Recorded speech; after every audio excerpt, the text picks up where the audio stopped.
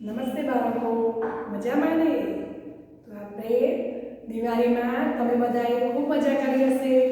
બધાએ સારા કપડાં પહેરીને, મીઠાઈ ખાઈને ખૂબ મજા કરીને, ફટાકડા ફોડીને.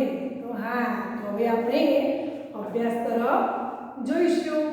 તો આપણે આજે ધોરણ 5ના હિન્દી વિશે ચર્ચા કરવાની છે.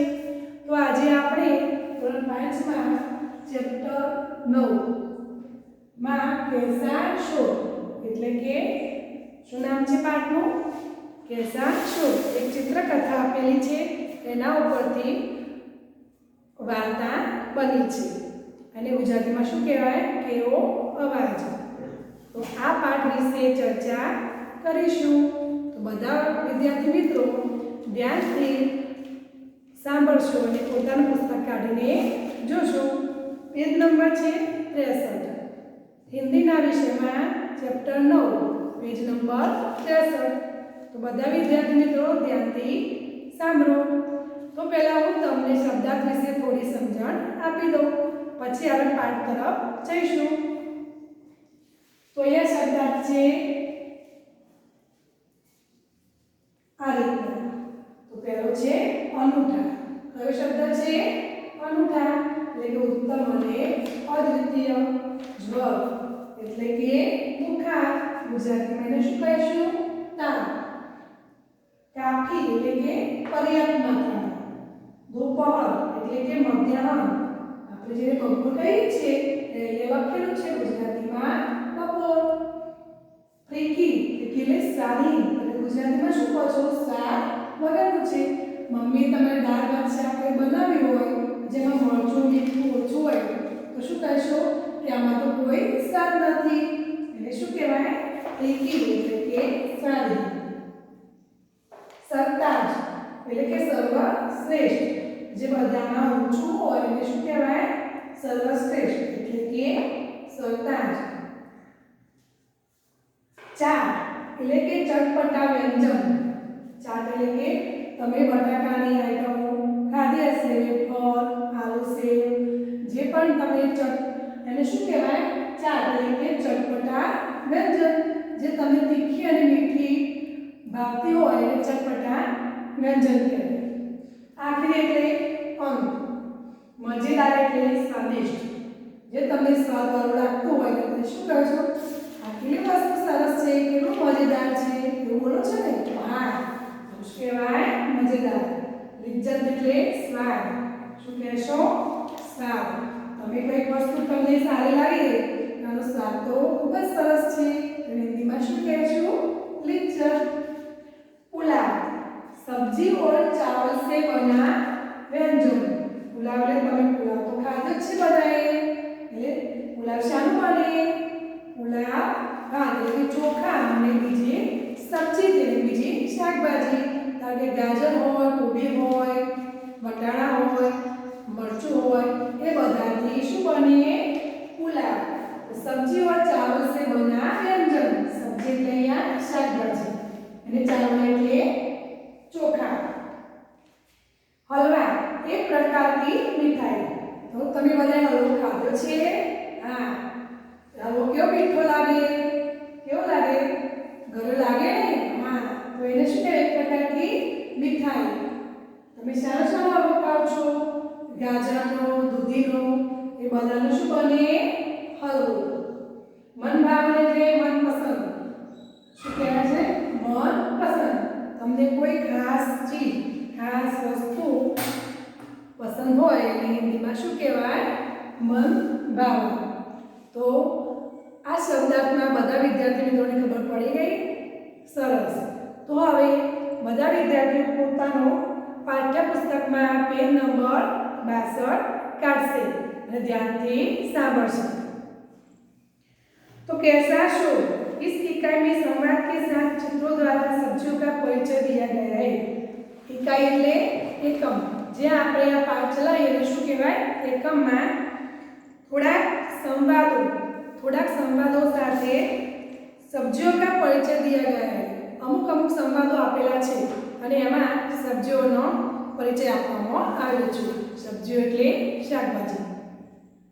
તો જુઓ અહીંયા તમારી પાસે પાઠ્યપુસ્તકની અંદર એક સરસ મજાનું ચિત્ર બતાવેલું છે। અહીંયા ઝાડ છે, ઝાડની બાજુમાં શું છે, પાછળ ઘર છે અને આગળ એક કૂવો છે અને કૂવા આગળ અહીંયા શું દેખાય છે, ખેતર। એમાં ખેતરમાં બધી શાકભાજી વાવેલી છે અને આ ઝાડ નીચે કોણ સૂતેલું છે, બિરજુ કાકા, જે જેને ખેતરમાં શાકભાજી વાવી છે એ બિરજુ કાકા સૂતેલા છે। એટલે આ કયો સમય છે, મધ્યાહનનો।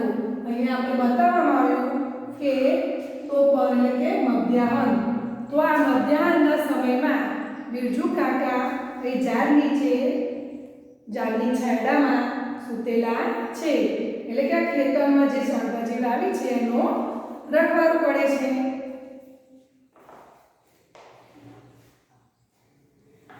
बिरजू चाचा ने अपने खेत में सब्जियां बोई थी। शू छे, तो बिरजू चाचा ने अपने खेत में सब्जियां बोई थी। तो बिरजू चाचा એટલે કે बिरजू काका ने પોતાના ખેતરમાં શાકભાજી વાવી હતી। दोपहर का समय था એટલે કે મધ્યાહન, બપોરનો સમય હતો। बिरजू चाचा पेड़ की छाया में आराम से लेटे थे कि उन्हें नींद आ गई। શું છે, જુઓ પુસ્તકની અંદર અહીંયા જ્યાં પેડ છે ત્યાં તમારે શું બતાવવામાં આવ્યું છે, ચિત્ર બતાવવામાં આવ્યું છે। અમુક જે શાકભાજીઓ છે ત્યાં પણ ચિત્ર બતાવવામાં આવ્યા છે, એના નામનો ઉલ્લેખ કર્યો નથી। એ તમારે નામ વાંચીને વાક્ય પૂરું વાંચવાનું છે। बिरजू चाचा ने पेड़ की छाया में आराम से लेटे थे कि उन्हें नींद आ गई। જ્યારે બપોરના સમયમાં ઝાડ નીચે बिरजू काका आराम કરી રહ્યા હતા, એમને સરસ મજાને ઊંઘ આવી ગઈ। तब खेत की सारी सब्जियां खेलने के लिए इकट्ठी हुई। જ્યારે बिरजू काका બપોરના સમયે ઊંઘી ગયા હતા ત્યારે ખેતરની બધી શાકભાજી શું કરે, ખેલવા એટલે કે રમવા માટે ભેગી થઈ ગઈ। ये सभी खेलते खेलते नोकझोंक पर उतर आई। ये सभी એટલે કે બધી શાકભાજીયા ખેલતે ખેલતે એટલે રમતા રમતા નોકઝોંક પર ઉતરાઈ। નોકઝોંક એટલે અહીંયા મુહાવરો આપેલા છે, મુહાવરો જો નોકઝોંક करना એટલે કે ઉગ્ર ચર્ચા करना। પછી છે मुंह में पानी आना એટલે કે खाने की इच्छा होना। बात करना એટલે કે बीच में बोलना। तो અહીંયા આપેલો છે નોકઝોંક करना એટલે કે ઉગ્ર ચર્ચા करना એટલે જોર જોરથી વાતો કરવી। હવે જોર જોરથી વાતો કરતા હોય એટલે બાજુમાં જે સૂતેલું માણસ હોય શું થાય, ઉઠી જાય, જાગી જાય ને। હા, તો અહીંયા बिरजू કાકા આરામ કરી રહ્યા હતા એટલે આ જે શાકભાજીની વાતો સાંભળીને એ ઉઠી ગયા। બીજો પેરેગ્રાફ, आलू ने कहा, मैं सब सब्जियों में सरताज हूँ, सभी सब्जियां मेरे बिना अधूरी है। बच्चों बूढ़ों को मैं बहुत भाता हूँ। चाट, चिप्स, टिकिया जैसी चटपटी और मजेदार खाने की चीजें मुझसे बनती है। आलू એટલે બટાકું। બટાકું શું બોલ્યું, मैं सब सब्जियों में सरताज हूँ, હું બધી શાકભાજીઓમાં सर्वश्रेष्ठ छू। सरताज એટલે કે सर्वश्रेष्ठ। सभी सब्जियां मेरे बिना अधूरी है, बधी शाकभाजी मारा वगर अधूरी छे। बच्चों बूढ़ों में बहुत भाता हूँ। बच्चों એટલે કે બાળકોથી લઈને ગળાઓ સુધી બધા મને પસંદ કરે છે। એટલે કે ગળાઓને પણ અને બાળકોને પણ બટાકાનું શાક ભાવે। चाट, चिप्स, टिकिया जैसी चटपटी और मजेदार खाने की चीजें मुझसे ही बनती है। બટાકું શું બોલે છે, ચાટ, ચિપ્સ, ટિકિયા જેવી ચટપટી, ચટપટી લે શું થાય, અહીંયા ચટપટ ચટપટા વ્યંજન, तीखी मीठी वांगी और मजेदार खाने की चीजें मुझसे ही बनती है। मजेदार એટલે કે मनपसंद खाने की चीजें, मनपसंद खावानी वस्तुओं माराथी बने छे। એટલે કે आलू थी। शकरकंद ने कहा मैं आलू का मित्र हूँ। પછી કોણ આવ્યું? शकरकंद એટલે કે શક્કરિયું। તો એને શું કહ્યું? मैं आलू का मित्र हूँ। तो शक्करिયું बोल्યું કે હું બટાકાનો મિત્ર છું। मुझे भी बहुत लोग पसंद करते हैं। મને પણ ઘણા માણસો પસંદ કરે છે। तब मटर से दाने उछलकर बाहर आ गए और कहने लगे हमें भूल गए। પછી શું થયું? મટર એટલે વટાણામાંથી દાણા ઉછળીને બહાર આવ્યા અને એ પણ કહેવા લાગ્યા કે મને ભૂલી ગયા। कई प्रकार की सब्जियां, पुलाव और चटपटी कचौड़ी की जान है हम। વટાણા શું બોલે છે? कई प्रकार की सब्जियां કેટલાય પ્રકારની શાકભાજી, પુલાવ और चटपटा व्यंजन હોય એની જાન એટલે કે અમારી પણ એ બધામાં ખાસ જરૂરત છે। उसी समय लौकी और गाजर टूट पड़े। ત્યારે જ્યારે એ કોણ આવ્યું હતું? મટર से दाने उछलकर વટાણામાંથી દાણા ઉછળીને બોલવા લાગ્યા કે અમને પણ ભૂલી ગયા। બરાબર। એ વખતે પાછું કોણ આવી ગયું ખેતરમાંથી? દૂધી અને ગાજર। એ પણ છોડપતિ ઉછળીને બહાર આવ્યા અને શું કહેવા લાગ્યા? रायता, कोफ्ते और हलवा हमारे बिना कैसे बन सकते हैं। બંને શું બોલવા માંડ્યા? ગાજર અને દૂધી, રાયતો, કોફતો અને હલવા એટલે કે રાયતા, કોફતા અને હલવો પણ અમારા વગર બની શકે નહીં। लौकी बोली। कौन बोल्यो? दूधी। गाजर ने बात करते हुए कहा वचमाती જ્યારે દૂધી બોલતી હોય એટલે ગાજરને વચમાંથી વાત કાપી નાખી અને શું બોલવા માંડ્યું? हलवा तो मेरा भी बनता है, मेरा रूप रंग देखा है। गाजर શું કહે છે? હલવો તો મારો પણ બને છે, મારો રૂપ રંગ જોયો છે। कितना सुंदर लाल रंग है मेरा, नाम सुनते ही मुंह में पानी आ जाता है। શું કહે છે? कितना सुंदर लाल रंग है मेरा, नाम सांभळता ज मोढामांथी पाणी आवी जाय छे। मुझे खाने से लोग स्वस्थ रहते हैं। मने खावाथी लोग એટલે કે માણસો સ્વસ્થ રહે છે। यह सुनकर बंद गोभी आगे आए। बंद गोभी એટલે શું થાય? કોબીજ। કોબીજના જે પાંદડા વિખરાયેલા છે ઉપર એને શું કહેવાય? बंद गोभी। मैं भी आरोग्य के लिए उपयोगी हूँ। ત્યારે શું કહે છે? હું પણ આરોગ્ય માટે ઉપયોગી છું। सब्जी के अलावा कचुम्बर और सलाद में भी मेरा स्थान है। શું કહે છો? सब्जी के अलावा कचुम्बर और सलाद में भी मेरा स्थान है। શાકભાજી સિવાય સલાડમાં પણ મારું સ્થાન ઘણું છે। मीट पीछे क्या है? હવે પેજ નંબર 63 પર। मिर्च पीछे क्यों रहे? वह भी कहने लगी सभी चुप हो जाइए। या कौन આવ્યું? મરચું એટલે કે મિર્ચ। મિર્ચ પર મરચું પણ પાછા શા માટે રહી જાય? એ પણ આગળ આવ્યું। सभी चुप हो जाइए। બધાને શું કહે છે? બધા બંધ થઈ જાઓ। मेरे बिना आप सबकी क्या कीमत है? तो મારા વગર તમારી બધાની શું કિંમત છે? मेरे बिना सभी सब्जियां फीकी है। तो मारा वगर बधी शाकभाजी फीकी छे એટલે કે સ્વાદ વગરની। જે અહીંયા આપણે જોઈ શબ્દમાં ફીકી એટલે કે સ્વાદહીન। તો મરચા વગર શાકભાજી કેવું લાગે? મોરું લાગે ને? શાકમાં મરચું ના હોય તો કેવું લાગે? ના ભાવે એટલે કે મોરું લાગે। એટલે મરચું શું કહે છે? બધી શાકભાજી મારા વગર ફીકી એટલે કે સ્વાદહીન લાગે છે। मैं पतली और चुस्त हूँ। कैसी है मिर्च? पतली और चुस्त। मरचू केवू छे? पातळू अने चुस्त એટલે કે કડક। मिर्च भी अपनी कोमलता और अपने स्वाद की प्रशंसा करने लगी। એટલે કે મરચું પણ अपनी कोमलता પોતાની કોમળતા અનૂઠે સ્વાદ એક અનોખો જુદા પ્રકારની સ્વાદને પ્રશંસા કરવા લાગી। अब करेला कैसे चुप बैठता?